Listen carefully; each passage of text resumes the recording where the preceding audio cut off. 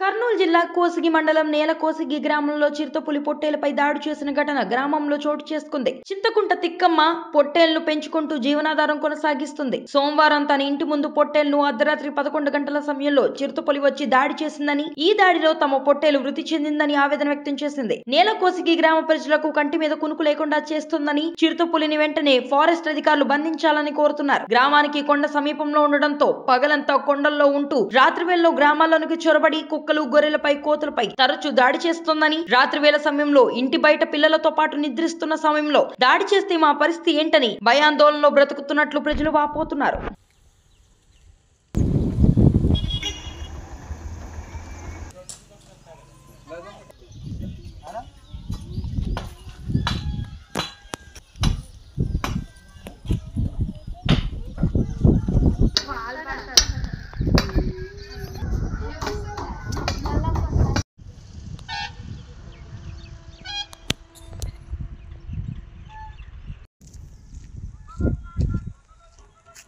అప్పుడు సార్ ఈడ పండుకినంటే వచ్చి కొరకు పరేసేది అదే గొర్రెపట్టంలో సాక్యాన్ని బతుకుతుంటున్నాము. చాలా ఇబ్బంది ఉంది. రోజు ఇట్లా ఓని పొడితే తిరుగుతుంది. నిన్న సిక్కేదే కొరకు పరేసేది. పిల్లలు 5-6 మంది ఉండరు సార్ మా ఇంట్లో. ఆ పిల్లలు అందరూ మేము బయట పండుకున్నాము. భారీ ఇబ్బంది పెట్టినది మాకు. చిరుతపుల్ని పట్టేయాల అధికారులు మొత్తం ఊర్లోకి వెళ్ళి జల్లదు.